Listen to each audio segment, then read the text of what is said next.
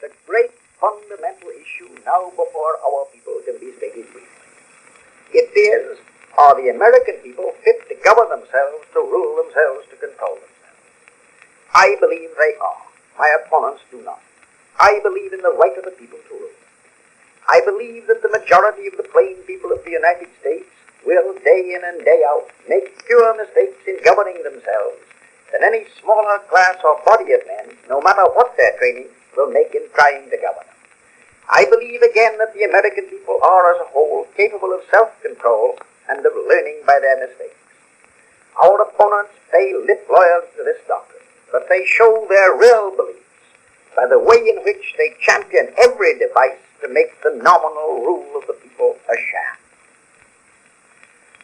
I am not leading this fight as a matter of aesthetic pleasure. I am leading because somebody must lead, or else the fight would not be made at all. I prefer to work with moderate, with rational conservatives, provided only that they do in good faith strive forward towards the light. But when they halt and turn their backs to the light, sit with the scorners on the seats of reaction, then I must part company with them. We, the people, cannot turn back. Our aim must be steady, wise progress. It would be well if our people would study the history of a sister republic.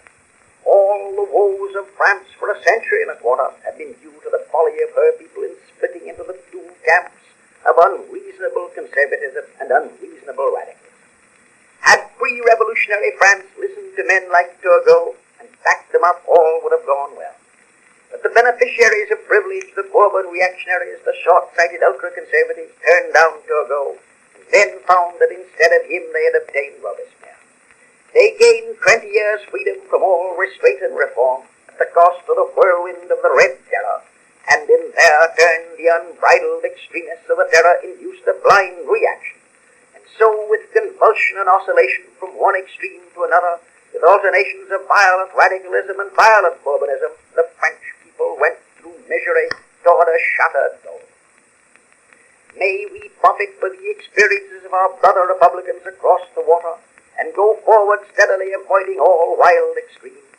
And may our ultra-conservatives remember that the rule of the Bourbons brought on the revolution, and may our would-be revolutionaries remember that no Bourbon was ever such a dangerous enemy of the people and of freedom as the professed friend of both Robespierre.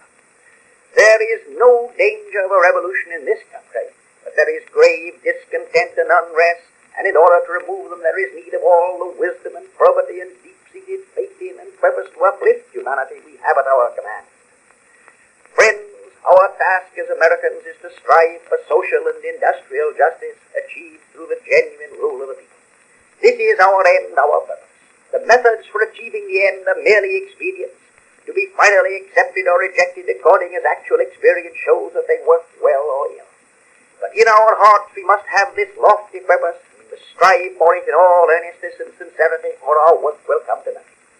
In order to succeed, we need leaders of inspired idealism, leaders to whom are granted great visions, who dream greatly and strive to make their dreams come true, who can kindle the people with the fire from their own burning souls. The leader, for the time being, whoever he may be, is but an instrument to be used until broken and then to be cast aside.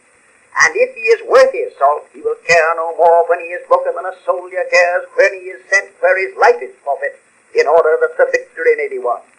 In the long fight for righteousness, the watchword for all of us is spend and be spent.